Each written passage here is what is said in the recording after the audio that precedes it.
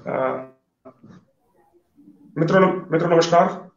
आज पहली बार आपसे फेसबुक लाइव के माध्यम से रूबरू हूँ। तो आज कुछ इस तरह का मस्तिष्क में चल रहा है कि जैसे पहली बार कभी मंच पे गए थे भाषण करने के लिए या कॉलेज में डिबेट के लिए गए थे। तो पहली बार इस तरह से लाइव आने का अवसर मिला है और ये अवसर उपलब्ध करवाया है प्रिय मित्र सचिन देव शर्मा जी ने। सचिन देव जी मेरे वैसे पुराने मित्र हैं, लेकिन आज उनका जो प्रोफाइल है तो कहूंगा वो एक लेखक का है। और एक लेखक के तौर पे, खासकर यात्रा लेखक के तौर पे, मैं आपको उनसे रूबरू कराने जा रहा हूँ सचिन भाई को। और सचिन भाई से मेरी मुलाकात तो एक तरह से 20 वर्ष पूर्व की है। एक ही कस्बे के हम लोग रहने वाले हैं, लेकिन 20 वर्ष से उनसे संपर्क नहीं था। और 20 वर्ष बाद उनसे मेरा संपर्क फेसबुक के माध्यम से ही हुआ और आज देखिए हम फेसबुक लाइव के तौर पे दोनों रूबरू हैं। सचिन भाई की हाल में ये किताब आई है, ये मेरे पास है, लवासा, लवासा नहीं लवासा। और इस पुस्तक को पढ़ के बहुत अच्छी अनुभूति हुई, क्योंकि खुद मैं भी घुमक्कड़ी का शौकीन हूँ। और शायद पिछले 3-4 वर्षों में सचिन भाई जितना ही मैं घूम चुका हूँ, लेकिन जितना सचिन भाई ने लिखा है उसका 10% भी मैं नहीं लिख पाया। तो मैं पहले तो सचिन भाई आपको बहुत बहुत शुभकामनाएं इस किताब के लिए। और मैंने देखा है कि अमेजन पे भी ये बेस्ट सेलिंग बुक्स की सूची में शामिल है। तो सबसे पहले तो इसके लिए शुभकामनाएं। और खैर हम दोनों तो एक दूसरे से परिचित हैं, लेकिन सबसे पहले आप मेरे में जो फेसबुक लाइव पे मित्र जुड़ रहे हैं उन सबको आप अपना थोड़ा सा परिचय दीजिए, फिर आगे बढ़ते हैं। बहुत बहुत धन्यवाद प्रवीण भाई। मैं आप परिचय जरूर दूंगा, वैसे तो आपने पूरा परिचय दिया है। परिचय ये है कि मैं मूलतः मेरठ मवाना से ही हूँ और प्रवीण भाई मेरे सीनियर रहे हैं स्कूल कॉलेज में। अभी मैं दिल्ली में हूँ, एक मल्टीनेशनल कंपनी में काम कर रहा हूँ एचआर प्रोफेशनल के रूप में गुड़गांव में।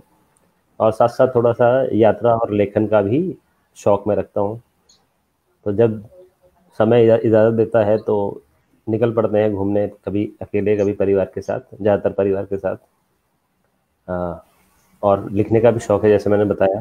तो पहले भी एक किताब लिखी है, ट्रैवल रिव्यूज़ भी लिखे हैं, ट्रैवल ब्लॉग भी लिखता हूँ मैं yatravrith.com के नाम से। और अभी एक किताब आई है लहासा नहीं लवासा, जो कि एक यात्रा वृत्तांत है, एक पारिवारिक यात्राओं का यात्रा वृत्तांत है। तो आज हम इसी के बारे में बात करेंगे ज़्यादातर, और बाकी जो प्रश्न प्रवीण भाई पूछेंगे उनके बारे में बात की जाएगी। जी सचिन भाई, सबसे पहले जो मेरे मस्तिष्क में सवाल आ रहा है कि जी। एक एचआर प्रोफेशनल, आपको रुचि है हम्म। घुमक्कड़ी में, लेकिन आपका जो सारा वातावरण है वो एक अलग किस्म का है। आप जहाँ काम करते हैं, मानवीय जीवन में आप रहते हैं। तो ये यात्रा लेखन का कैसे विचार मन में आया सबसे पहले? प्रवीण भाई, ये विचार एकदम से नहीं आया मन में। जैसे पहले घूमते थे, अभी भी घूमते हैं, पहले भी बहुत घूमते थे, बट पहले कभी दिखते नहीं थे। फिर धीरे धीरे मैंने ट्रैवल रिव्यूज़ लिखना शुरू करा, क्योंकि जब मैं कभी कहीं बाहर जाता था तो वहाँ पे जब घूमते थे या कहीं ठहरते थे या फिर किसी साइट सीइंग के लिए जाते थे या वहाँ पे लोगों से बात करते थे, तो जब हम जाते थे तो और लोगों का रिव्यूज़ वगैरह पढ़ते थे पहले नेट पे, या फिर जो रिव्यूज़ की साइट होती है उन पे। और जब वो पढ़ करके जाते थे तो लगता था कि इन रिव्यूज़ का कुछ फ़ायदा है घूमने वालों को। तो अब फिर लगा कि भाई चूँकि जैसे हम लोग दूसरों का रिव्यू पढ़ते हैं फिर घूमने जाते हैं तो उससे हमें फ़ायदा होता है। तो जब हम घूमने जाते हैं तो हमारे जो रिव्यूज़ हैं, हमारे जो एक्सपीरियंसेस हैं, अनुभव हैं, उनका भी दूसरों को फ़ायदा होना चाहिए। तो वहीं से लिखने का क्रम शुरू हुआ, पहले रिव्यूज़ से, फिर एक छोटी सी किताब लिखी, फिर उसके बाद ट्रैवल ब्लॉग्स भी लिखे, फिर पत्र पत्रिकाओं में लिखा। उसके बाद फिर अभी ये दूसरी किताब आई है लहासा नहीं लवासा। सो ये एक छोटा सा सफ़र है लिखने का जो मेरा है। जी जी।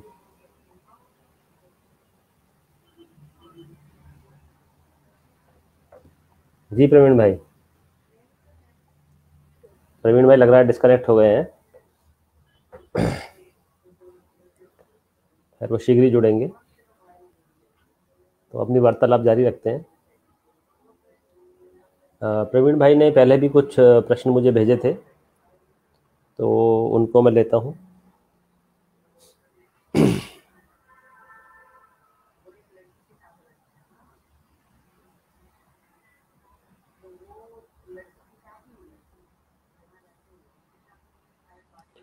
प्रवीण भाई ने एक प्रश्न पहले भेजा था कि घुमक्कड़ होना और यात्रा लेखन दोनों अलग अलग चीज़ें हैं।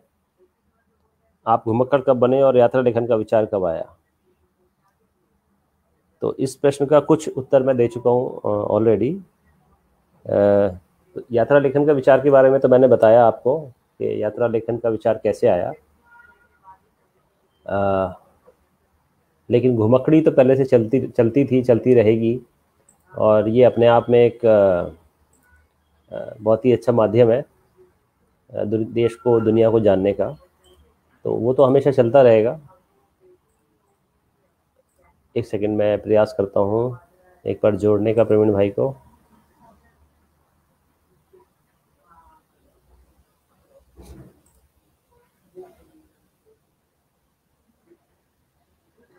ठीक है।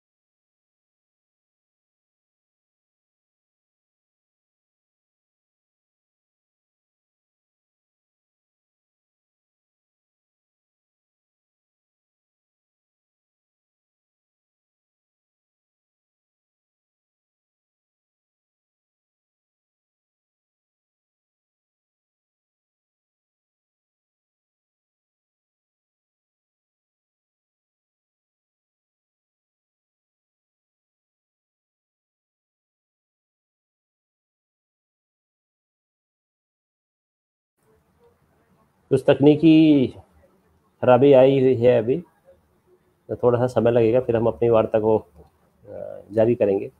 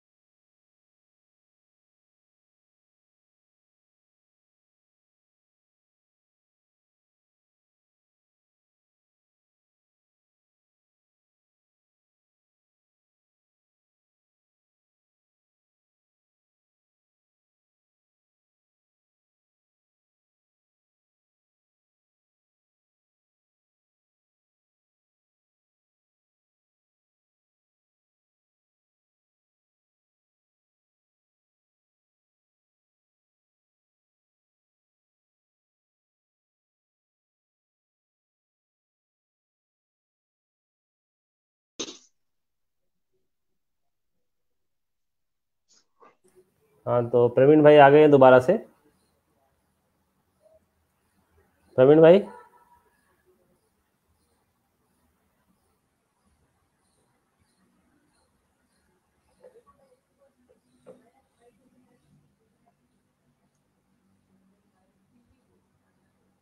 प्रवीण भाई।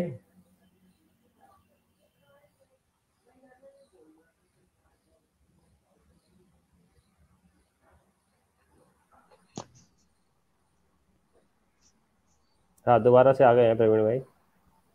हाँ अच्छा प्रवीण भाई, शुरू करें? अच्छा। हाँ, शुरू शुरू करिए, शुरू करिए। हाँ, थोड़ा तकनीकी समस्या थी दोस्तों, उसके कारण हम देखना थोड़ा दिक्कत आ रही थी। सचिन भाई, हम ये कह रहे थे कि इसमें फिर आपने जो ये शुरुआत की इसकी, अब पुस्तक के बारे में बाद में मैं थोड़ा आऊंगा।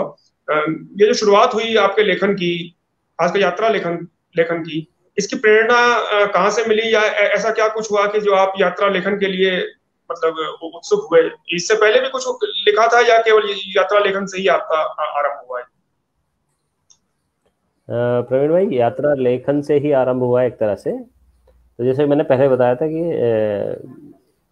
पहले जैसे ट्रेवल रिव्यूज लिखना शुरू किया ये सोच करके कि भाई कोई लिखता है तो हम पढ़ते हैं, फिर हमें फ़ायदा होता है तो हम लिखेंगे तो औरों को भी उससे फ़ायदा होगा। तो ये सोच करके लिखना शुरू किया था, और यात्रा से ही शुरू किया है, किसी और से नहीं शुरू किया, यात्रा से ही शुरुआत हुई है। फिर बाद में मैंने थोड़ा सा एचआर के भी कुछ आलेख लिखे हैं समाचार पत्रों में, पत्रिकाओं जी में। जी, मैंने दैनिक जागरण में भी आपके आलेख पढ़े हैं। हमारे यहाँ दैनिक जागरण में जी आपके आलेख छपे हैं, बड़ा अच्छा मतलब लिखते जी हैं आप। मतलब जो यंगस्टर्स हैं उनको काफी उससे लाभ मिला, निश्चित रूप से। जी। खैर, फिर इसी तो, बातें तो हम, अगर मैं तो पुराने समय में समसामयिक पे भी, जी, कहिए कहिए, जैसे यहाँ से, हाँ समसामयिक कहिए सचिन भाई, क्या चाह रहे थे? समसामयिक विषयों पे भी कुछ लिखा है, कुछ आलेख जो जैसे आई चौक वगैरह में आए हैं, और एक और जी, पत्रिका में भी आए हैं जी। अच्छा अच्छा। हम्म, सचिन भाई, अगर मैं यात्रा लेखन को लेकर, खासकर हिंदी यात्रा लेखन को लेकर थोड़ा पुराने समय में चलूं, तो जहां तक मुझे थोड़ा वो जानकारी है, तो ये भारतेंदु युग से इसकी शुरुआत हुई हिंदी में। और उसके बाद अज्ञे जी ने भी काफी कुछ लिखा, काफी कुछ। और राहुल सांकृत्यायन जी ने तो खैर, वो तो उन्हें जनक कहा जाता है हिंदी यात्रा लेखन का। लेकिन पिछले कुछ समय से, या हम कहें इसे वर्तमान आधुनिक काल में, जब चारों तरफ अंग्रेजी का बोलबाला है, और जी तो एक लगता है कि वो तो थोड़ा यात्रा को लेके हम भारतीयों को, जो आम भारतीय हैं या मध्यम वर्ग के लोग हैं, यात्रा थोड़ा उनको एक विलासिता की चीज नजर आती है कि यात्रा में खर्च ज्यादा होगा, या वो उसके लिए थोड़ा समय निकालना है, तब तमाम तरह की एक बंधन है। जो वो अनुभव करते हैं, मेरी नजर में तो कोई बंधन नहीं है। यात्रा के लिए किसी पैसे हम्म, की कोई दरकार नहीं है बहुत ज्यादा। केवल एक जज्बा इंसान के अंदर होना चाहिए, जो मैंने अपने अनुभव में थोड़ा महसूस कर रहा हूँ। लेकिन फिर भी आपने जो यात्रा की जो अपनी शैली, मतलब जो कार्य किया है, खासकर हमने परिवार के साथ यात्रा की है। बहुत से लोग ग्रुप ग्रुप में करते हैं, कुछ सोलो ट्रैवलर भी हैं, मैं बड़ा एडवेंचर लेते हैं। मैंने तो एक ही बार अवसर मिला। तो परिवार के साथ यात्रा और फिर उसका लेखन, इसको आप किस तरह से थोड़ा देखते हैं? प्रवीण भाई, देखिए यात्रा, जैसे आपने बताया कि कुछ लोग उसको गैर ज़रूरी मानते हैं। सो वो चाहे तो ऐसा मान सकते हैं, बट लेकिन ऐसा है नहीं। जी क्योंकि जो मैंने, अगर आप देखेंगे तो किताब के पीछे भी लिखा है कि यात्रा जो है देश और दुनिया को और स्वयं को समझने का एक बहुत ही प्रयोगात्मक तरीका है, बहुत ही प्रैक्टिकल वे है अपने आप को समझने जी का, देश को, दुनिया को, स्थानों को समझने का, सभ्यताओं को समझने का। जी तो ये सब चीज़ें हमें किताबों में पढ़ाई जाती हैं वैसे तो, लेकिन आप खुद इस बात के गवाह हैं और सभी लोग हैं कि किताबों जी में पढ़ते हमें कितना समझ में आता है। जी जी हम्म हम लोग ज़्यादातर जब स्कूलों में पढ़ते हैं, बच्चे तो रटते हैं चीज़ों को, फिर कहीं जी एग्जाम दे करके आते हैं, पास हो जाते हैं। लेकिन अगर जी बीस जी पच्चीस साल 30 साल बाद जब वो खुद पिता बन जाते हैं, माता बन जाती हैं, अगर आप उनसे जी, पूछें कि भाई आपने क्या पढ़ा था, तो उनको कुछ याद नहीं होता है। बिल्कुल कारण बिल्कुल वही बिल्कुल बिल्कुल। कारण वही है कि उन्होंने केवल पढ़ा, उसको पढ़ के रटा और रट करके एग्जाम पास कर लिया। लेकिन कहीं जी ना जी कहीं उन्होंने ना उन चीज़ों को समझा है, ना उनको समझने का समय मिला है, ना वो जी एनवायरनमेंट मिला है। तो जी जब आप घूमते फिरते हैं, देखिए, एक मैं इसमें सुनाना चाहूँगा आपको एक वाकया जो शायद एक लेखक थे हिंदी के, नाम अभी दिमाग से निकल रहा है मेरे, ठीक से याद नहीं है, कन्फ्यूजन है मुझे तो इसलिए नाम नहीं लूँगा मैं। उन्होंने पूछा राहुल जी से कि भाई शायद शायद विष्णु प्रभाकर थे, उन्होंने शायद उनसे राहुल जी से पूछा कि मैंने आपकी किताब पढ़ी और किताब पढ़ने के बाद मुझे लगा कि मुझे सारी दुनिया देखनी चाहिए और मैं अपने घर से निकल गया जी। और मैंने सोचा था कि मैं सारी दुनिया घूम के आऊँगा, लेकिन मैं तो दिल्ली में आके अटक गया, मैं कहीं जा नहीं पाया आगे। मतलब जिस तरीके से वो घूमना चाहते थे उस तरीके से नहीं घूम पाए। तो राहुल शंकरत्यान ने उनसे कहा कि देखिए ऐसा है कि जिसकी जिस तरीके की परिस्थितियां हैं, जितना वो घूम सकता है, जितना उसको परिस्थितियां अनुमति देती हैं, उस हिसाब से उसको घूमना चाहिए। इसकी कोई ऐसा परिभाषा नहीं है कि इतना घूमो या उतना घूमो। अपनी परिस्थिति और अपने कैपेसिटी के हिसाब से आप जितना घूम सकते हैं, जितना दुनिया को देख सकते हैं, समझ सकते हैं, वो आप प्रयास कीजिए। जी जी। हाँ, राहुल जी का थोड़ा सा मैं पढ़ रहा था। अब देखिए, अब तो हर जगह तमाम सुविधाएं हैं। उन्होंने उस जमाने में, आज से इतने वर्षों बाद, इतने वर्षों पहले, मतलब लद्दाख की यात्रा की, वो हिमालय की ओर गए, और उस समय यातायात के साधन भी नहीं थे। अभी अभी कुछ दिन पहले मैंने एक बड़ा रोचक और बड़ा वाकया उनका पढ़ा कि वो जमाना हमारे देश में अंग्रेजी शासन था, और जाने के लिए कोई उधर शायद वो लद्दाख या कुछ ऐसे एरिया थे कि जहां जाने की अनुमति भी एक आम, हाँ, तिब्बत याद आ गया मुझे। उन्होंने तिब्बत यात्रा को लेकर राहुल जी ने एक पुस्तक भी लिखी है। तो तिब्बत जाने के लिए राहुल जी ने नेपाल का रास्ता लिया, और नेपाल के माध्यम से नेपाल की ओर से होके भिक्षु का रूप बना के वो वहां गए हैं, और काफी समय गुजारा, और अपने अनुभवों पे, उन्होंने तिब्बत के अनुभवों पे पुस्तक लिखी। तो ये भी एक, मतलब उस जमाने में लोग करते थे। तो आजकल तो हमारे सामने बहुत सुविधाएं हैं, तमाम चीजें हैं, तो हम लोग दूसरी चीजें कर सकते हैं और घूम सकते हैं। तो मैं फिर अब लौट कर किताब की ओर आता हूँ, अपनी पुस्तक की ओर आता हूँ। इस पुस्तक में जिन साथियों ने, जिन मित्रों ने ये पुस्तक नहीं पढ़ी है, तो थोड़ा सा मैं आप बताइए कि आपने इसमें किस चीज को लेने का प्रयास किया है, कि किन जगहों को आपने इसमें अपनी पुस्तक का हिस्सा बनाया? बिल्कुल प्रवीण भाई, सबसे पहले तो मैं पुस्तक आपको दिखाना चाहूँगा, आपने भी दिखाई है ऐसे, जो भी मित्र है। तो इस किताब के अंदर, जैसे मैंने बोला कि पारिवारिक यात्राएं हैं, तो उसके अंदर एक जगह है जमटा, जो हिमाचल में है, एक छोटा सा गांव है सिरमौर जिले के अंदर, नाहन से कोई 15 किलोमीटर और ऊपर है। तो एक गांव है, उसमें कुछ घर भी हैं, कुछ छोटे दुकानें भी हैं, 2-4, और वहाँ पे कुछ रिजॉर्ट्स भी है जहाँ पर लोग ठहरते हैं। हम भी ठहरे थे उसी एक रिजॉर्ट में। तो एक तो यात्रा जमटा की है। तो वो एक छोटा सा गांव है, वहाँ पर घर भी बहुत ज़्यादा नहीं है, कुछ इक्का दुक्का ही है। तो इसलिए लोग भी कुछ बहुत ऐसे ज़्यादा दिखते नहीं हैं, लेकिन वहाँ पे जो प्राकृतिक सुंदरता है वो एक इस रूप में है कि जिसको आप पूर्ण रूप से जिसका आनंद ले सकते हैं। वो ऐसा भी नहीं है, दुर्गम भी नहीं है कि जहाँ पर आप के लिए समय बिताना बहुत मुश्किल हो, और इतना सुगम भी नहीं है कि आपको, इतनी सुगम भी नहीं कि आपको एडवेंचर की फीलिंग ना आए। अच्छा। तो कहीं ना कहीं इन दोनों चीज़ों का सामंजस्य है, और प्राकृतिक सुंदरता है, देवदार के और चीड़ के पेड़ है, और आपको पाइन शेल भी दिखेंगे, और आप पहाड़ की चोटी पे, कुछ जो रिजॉर्ट्स हैं पहाड़ की चोटी के ऊपर बिल्कुल बने हुए हैं, तो वो उस जगह से पूरी गांव की सुंदरता आपको दिखाई देगी। तो बहुत ही अच्छा, और आपको रात में आपको पूरा नाहन शहर ऊपर से दिखाई देगा, वहाँ की लाइटें टिमटिमाते हुए तारों की तरह दिखेंगी। तो बहुत ही विस्मित करने वाली दृश्य वहाँ से आपको देखने को मिलेंगे, बादल दिखेंगे, और शांति। सबसे बड़ी बात है कि प्रदूषण और शांति, प्रदूषण नहीं है, और बहुत ही शांत जगह है। तो अच्छा परिवार के साथ, मित्रों के साथ समय व्यतीत करने का अच्छा स्थान है, और आप वहाँ पे आप प्रकृति के साथ रूबरू हो सकते हैं, उससे बात कर सकते हैं, उसको समझ सकते हैं, उसके साथ एकात्म महसूस कर सकते हैं। तो कहीं ना कहीं बड़ी अच्छी जगह है। उसके बाद दूसरा एक जो दूसरी जगह है वो किताब के अंदर, वो है लवासा, जो कि महाराष्ट्र के अंदर पुणे से कोई 40-50 किलोमीटर के आसपास है दूर, और वो भी एक पहाड़ी स्थान ही है, लेकिन ये एक ऐसा पहाड़ी स्थान है जहाँ पे प्राकृतिक सौंदर्यता तो है ही, साथ ही साथ जो आधुनिक इंफ्रास्ट्रक्चर है, मॉडर्न इंफ्रास्ट्रक्चर है, जी जी वो भी है। और इस जगह की विशेषता ये भी है कि एक पहला ऐसा हिल स्टेशन है जो हमने भारतीयों ने खुद बसाया है। उससे पहले जो हिल स्टेशन थे वो सब अंग्रेजों के बसाए हुए थे। जी तो वहाँ पे जी आपको आधुनिक इंफ्रास्ट्रक्चर मिलेगा, उधर आपको हेलीपैड भी है, जो लोग वहाँ पर जाते हैं उस तरह की सुविधाएं भी हैं मतलब। और बहुत ही बढ़िया सड़कें हैं, सुरक्षित हैं दोनों तरफ से सड़क के, और लाइटिंग्स का प्रबंध है, मार्किंग्स हैं सड़क पे, और उसके अलावा अच्छे रहने की जगह भी है, होटल्स भी हैं। और वहाँ का रिवर फ्रंट बहुत सुंदर है। एक पॉइंट ऐसा है जहाँ से आप पूरे लवासा को देख सकते हो।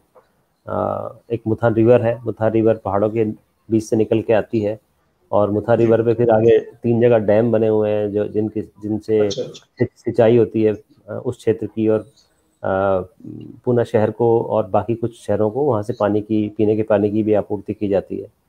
तो सभी तो वहाँ तरीके वहाँ की। शहर, लवासा में ये शहर और जो एक प्रकार से आपके जो रिसोर्ट वगैरह हैं, जी वो शहर से कुछ अलग है या पर्यटकों के साथ ही शहर भी है? मतलब जिस तरह से आप है ना, ये हमने सुना है नया शहर बसाया गया हम्म है ये, और कुछ कंट्रोवर्सी भी हम्म रही पिछले वर्षों में लवासा को लेकर, खैर उसको छोड़ जी देते हैं।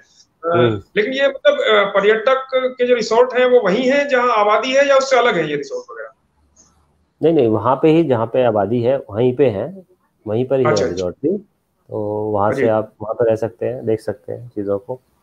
और प्राकृतिक सुंदरता और आधुनिक इंफ्रास्ट्रक्चर का ऐसा अप्रतिम अनुभव शायद ही और कहीं देखने को मिले हमारे देश के अंदर। तो जी इस जी। तरीके का एक शहर है। अच्छा और वहाँ, जी हाँ, और ये इसका मतलब इसी से ही, लवासा से ही आपने बड़ा रोचक तरीके से नाम उठाया पुस्तक का।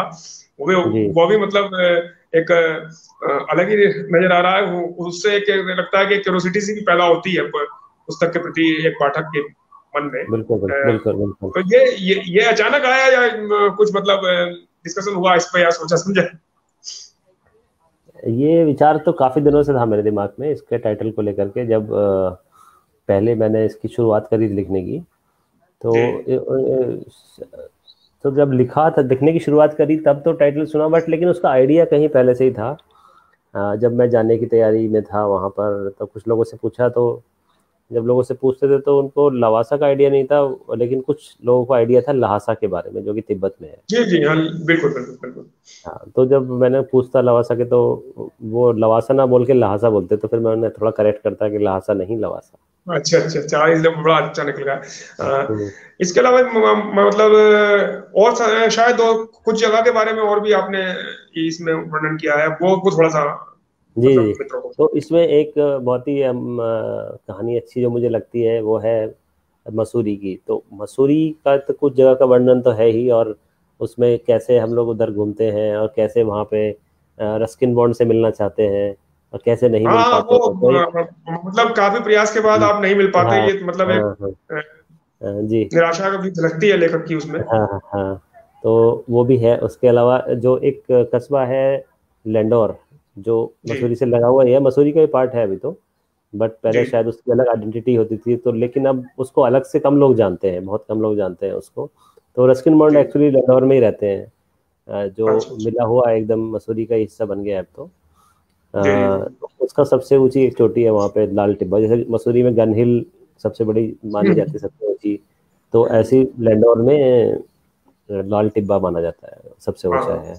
लेकिन जी दोनों को जी। मिलाएं तो लाल टिब्बा गन हिल से ऊपर है। तो वहां अच्छा से अच्छा। एक बड़ा ही विहंगम दृश्य दिखाई पड़ता है। हिमालय की जो चोटियां हैं, जो शिवालिक रेंज जो है, जहाँ पे केदारनाथ, बद्रीनाथ, स्वर्ग रोहिणी, नीलकंठ, वहाँ की चोटियां उधर से बहुत साफ दिखाई पड़ती हैं। वहाँ पे कुछ टेलीस्कोप भी लगे हुए हैं। तो बहुत ही अच्छा, जी। सुंदर और बहुत ही शांत जगह है वो, बहुत ही अच्छी अच्छा है। अच्छा। और जी जी। वहाँ पे एक तरफ आप, अगर आप जाएंगे सर्दी के समय में, तो एक तरफ आपको बिल्कुल बर्फीले चोटी और शिवालिक की रेंज दिखाई पड़ेगी, दूसरी तरफ आपको जो गढ़वाल की चोटियों पे एकदम चमचमाती हुई धूप दिखाई जी पड़ेगी। तो एक बड़ा ही अच्छा कॉम्बिनेशन, और बहुत ही शांति प्रिय जी। और सौंदर्य से भरी हुई जगह है वो। हाँ और वहाँ हाँ, तक शायद जयपुर पहुँचने का का भी, थोड़ा बहुत है। जी, वहाँ तक शायद जयपुर वहाँ का भी का, हम थोड़ा बहुत हाँ वहाँ जयपुर का भी इसमें थोड़ा और बहुत भी, किया है। हाँ इसमें और भी दो दो स्थान और भी हैं। तो जैसे मैंने जी बताया लैंडोर, तो लैंडोर में जब जाते हैं तो जब मसूरी से जाते हैं तो लैंडोर मतलब चोटी पे आप जाते हैं वो तो एक अलग चीज़ है। जी लेकिन जब चोटी तक आप जाते हैं एक कार से या किसी अन्य व्हीकल से, तो आपको जी पूरा वहाँ का जो उस पहाड़ी कस्बे का जो जनजीवन है वो पूरा आपको दिखाई पड़ता है। जी जी। मतलब उसमें आपको दिखाई पड़ता है कि भाई वहाँ पे एक मंदिर भी है, वहाँ पे हम्म। लोग रह भी रहे हैं, वहाँ पे पार्किंग भी है, वहाँ पे कुछ आगे जा करके ऐसा भी हो जाता है कि जब बहुत कंजेस्टेड हो जाता है, गाड़ियों का निकलना बढ़ना मुश्किल हो जाता है, तो एक आम जी जनजीवन पहाड़ों का वो भी थोड़ा सा उसकी भी आपको झलक मिलती है। जब जाते हैं तो आपको बुरांस के पेड़ भी दिखाई देते हैं। जब आप वहाँ पे एक बहुत फेमस चार भाइयों की दुकान है, जो चाय नाश्ते की दुकानें हैं, वो भी आपको रास्ते में दिखती हैं। तो बहुत सारी चीज़ें आपको दिखती हैं और अच्छा लगता है। और एक एडवेंचर की भी फीलिंग आती है, क्योंकि रास्ता कंजेस्टेड है तक वहाँ तक जाने का। जी। लगता है कहीं सामने से कोई व्हीकल आ गया तो क्या होगा, कैसे फंस जाएंगे, या इस हम्म। टाइप से। ऐसा होता नहीं है, हालांकि वो जी। सब उधर उतना उतना जयपुर नहीं नहीं, ट्रैफिक नहीं है। मैं क्या सचिन भाई, मैं कहता इसमें शायद जयपुर का भी थोड़ा बहुत दिया है आपने। इसमें दो और जयपुर जगह का, का, जिसमें दो हाँ, और जगह राजस्थान है का है कहीं। हाँ एक कोटद्वार का भी है इसमें, और हाँ, एक कोट जयपुर द्वारका, का भी जी है। जी जी। हाँ, हाँ कोटद्वार में हाँ, भी क्या है कि कोट, लेकिन जयपुर का आपने बहुत ज्यादा विस्तार से नहीं दिया जो मैंने पढ़ा। हाँ चूंकि मैंने विस्तार से इसलिए नहीं दिया, क्योंकि वहाँ पे मैं एक दूसरा एंगल कवर कर रहा था। मैं अच्छा वहाँ पे अच्छा अच्छा। जयपुर के जो मतलब घूमने की जो जगह है, एक पर्यटक के या एक यात्री के लिए जो लोग घूमते हैं, जैसे जी जी। किला है वहाँ पे, पैलेस है, किला है, जंतर मंतर है, अल्बर्ट म्यूजियम है, हाँ वो सब लोग देखते हैं। बट हाँ। वो उसको कवर ना करके मैंने वहाँ के लोग के लिए क्या इम्पोर्टेंट है उस जयपुर के अंदर, हम्म। वहाँ के जी जो जी। रहने वाले हैं उनके उनके पॉइंट ऑफ व्यू से थोड़ा दिखाने की कोशिश किया है कि भाई वो किस तरीके से एक आधुनिक शहर में तब्दील हो रहा है दिन पे दिन। हाँ हालांकि जयपुर तो हाँ आधुनिक हाँ, शहर वो है अलग ही, हाँ, बट जी लेकिन वो और कैसे आधुनिकता को अपने अंदर समेट रहा है। एक नए जी। बड़े बहुत बड़े बड़े मॉल्स बन रहे हैं वहाँ पे, और कैसे हम्म। आधुनिकता के साथ साथ वो एक परंपरा को और जो धार्मिक एक स्पिरिट है, धार्मिक जो भावना है, जी उसको कैसे जी। साथ में लेके चलता है। जहाँ मैंने जिक्र किया है कि वहाँ गोविंद देव जी टेम्पल है और मोती डूंगरी का टेम्पल है, जिसको वहाँ के लोगों के लिए बहुत मान्यता है। और मैं तो बोलूँगा कि जो भी पर्यटक जाए उनको भी जाना चाहिए। हम्म, बिल्कुल बिल्कुल तो बिल्कुल। लेकिन पर्यटक उसके बारे में कम जानते हैं, तो शायद इस किताब के माध्यम अच्छा से अच्छा। थोड़ा सा उस जयपुर के उस हम्म। साइड को पर्यटक और जान पाएंगे। एक प्रयास अच्छा है। और अच्छा। कोटद्वार का भी है। कोटद्वार में जी। चूंकि ज्यादातर लोग क्या होता है कि पहाड़ पे ऊपर निकल जाते हैं, अच्छा लेंसडाउन या अच्छा। टिहरी, है ना। लेकिन हाँ जो जी। जो एक ऐसा कस्बा है जो उत्तराखंड को एक तरीके से उत्तर प्रदेश और उत्तराखंड की सीमा पे है, दोनों को जोड़ता है, तो उसकी जो भूमिका है उसको कहीं ना कहीं जी। मैंने रेखांकित करने की कोशिश की है, जहाँ पे जो सिद्धपीठ है वहाँ पे सिद्ध बलि का, उसके जी जी द्वारा जी। उसके द्वारा अच्छा। तो हाँ, क्योंकि सर मैं भी हम्म गया हूँ, तो मतलब एक हम्म अलग ही वहाँ मनोरम दृश्य है, और मतलब हम्म बिल्कुल लगता है आध्यात्मिक के साथ हम्म साथ वो मतलब एक हम्म, दर्शनीय स्थल भी है। बिल्कुल और बड़ा ही बिल्कुल। अच्छा, बहुत हम्म, अच्छी अनुभूति होती है ऐसे कोटद्वार में जी जाके। जी जी। हाँ।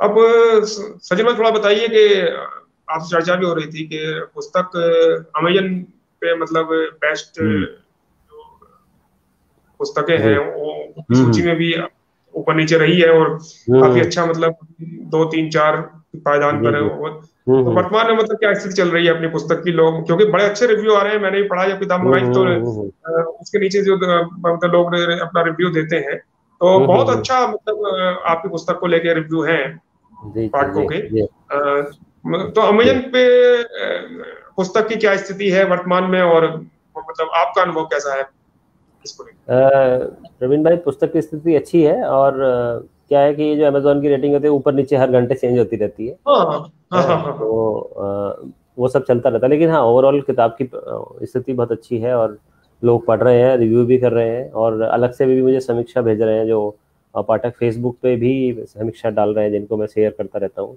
जी समय समय पर जब जब भी मिलती है तो। और उनके जो कुछ पाठक होते हैं जो समीक्षा नहीं लिखते हैं, केवल अपना फोटो हाँ भेजते हैं, किताब पढ़ते हैं फोटो भेजते हैं, तो वो भी एक हाँ हाँ।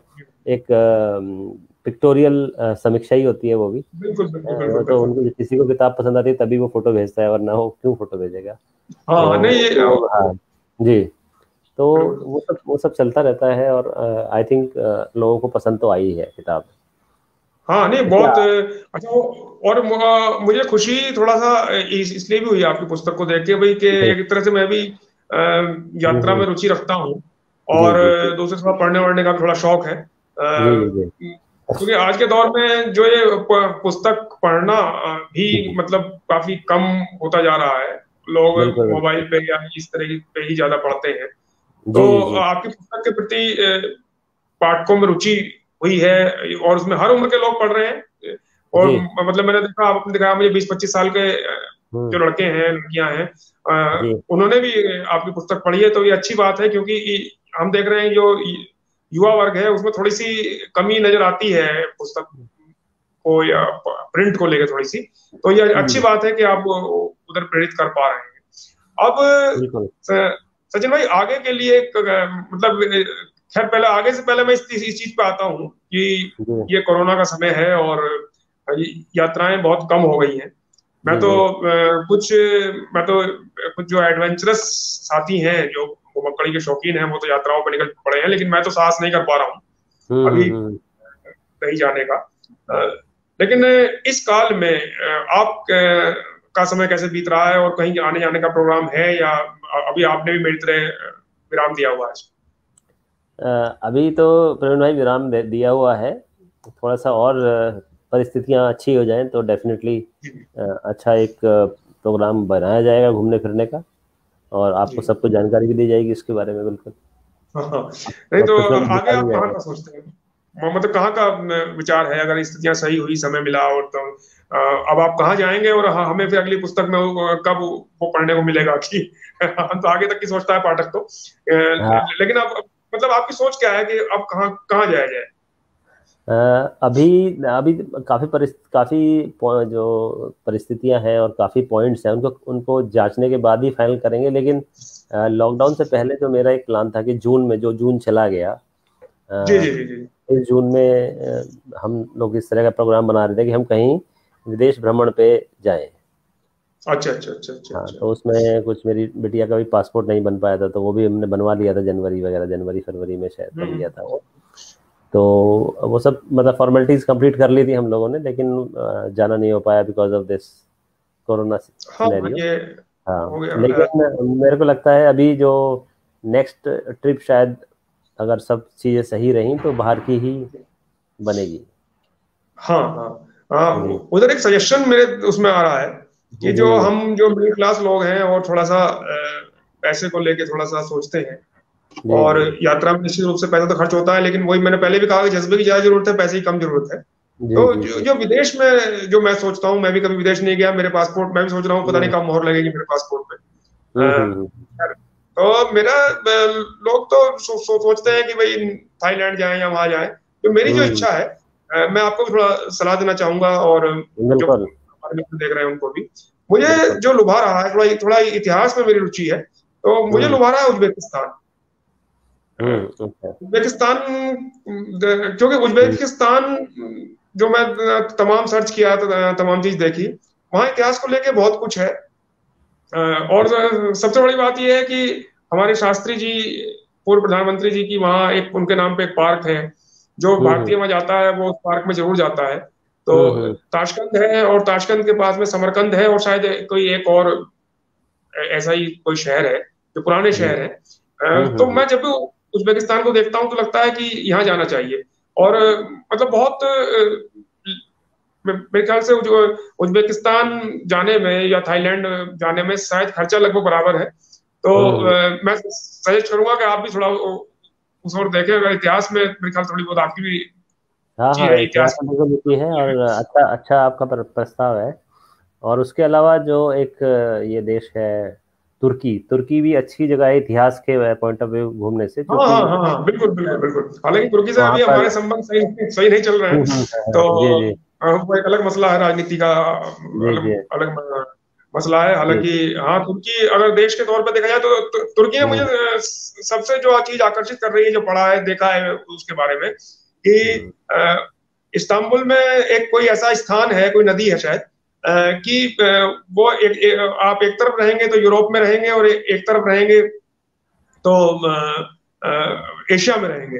तो जी ये भी एक बड़ा मतलब आकर्षित हम्म, करने वाला पहलू है है, इसका। बिल्कुल बिल्कुल बिल्कुल। वो ऐसी जगह है जहाँ से सभ्यताएं एकदम से चेंज हो जाती हैं। हाँ, अ, वो कहते हैं कि आप इधर खड़े हैं तो एशिया में खड़े हैं, उधर उधर खड़े हैं तो यूरोप में पहुंच गए।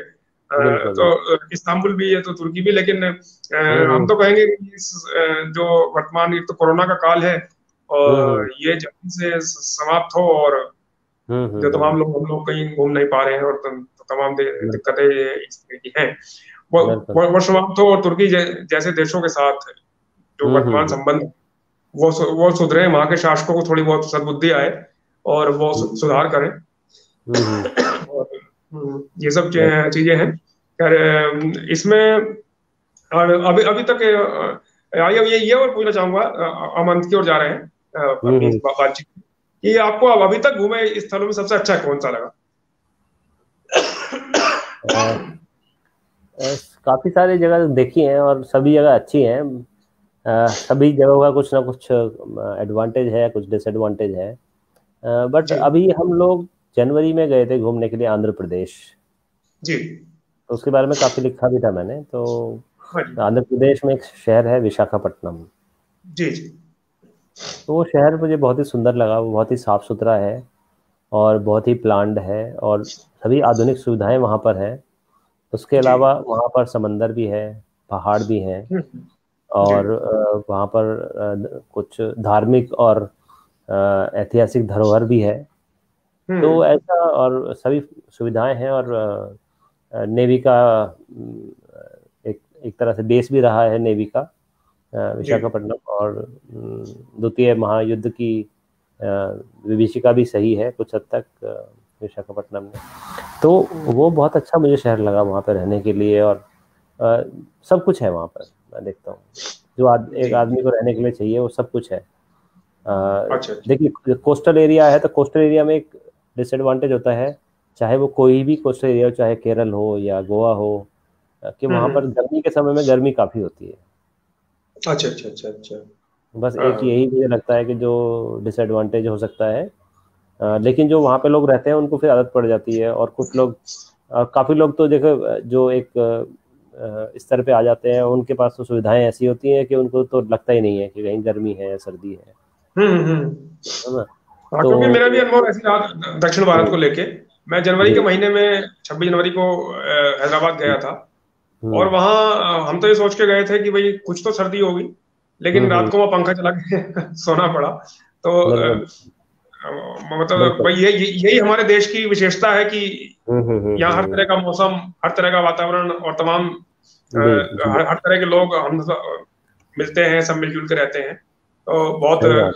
अच्छा लगा। आपने लिखा भी था मेरे परिचय में कि भाई मैं फिल्मों का लिखता हूँ। अब तो खैर 3-4 साल से लिखना लगभग छूट गया फिल्मों पे, क्योंकि आपकी तरह घुमक्कड़ी का शौक पैदा हो गया, तो फिल्मों पे हम्म लिखना या फिल्में हम्म देखना काफी हम्म कम हो गया है। हम्म लेकिन हम्म इस वार्तालाप का जो अंत है वो हम्म एक उसमें करना चाहूंगा।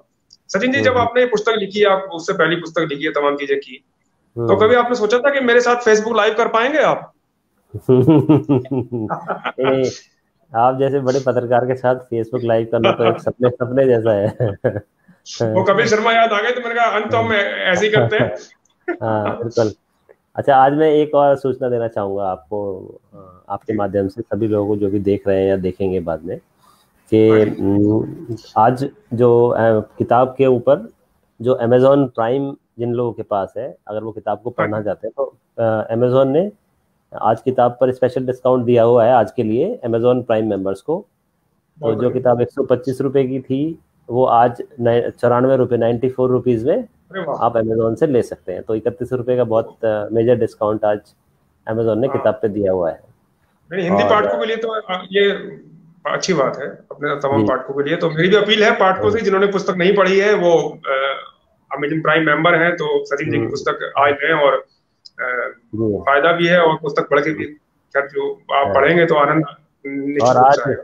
और आज दैनिक भास्कर में जो दैनिक भास्कर की बहुत ही लोकप्रिय साप्ताहिक परिशिष्ट आता है आहा जिंदगी, उसमें आज किताब की समीक्षा भी प्रकाशित हुई है।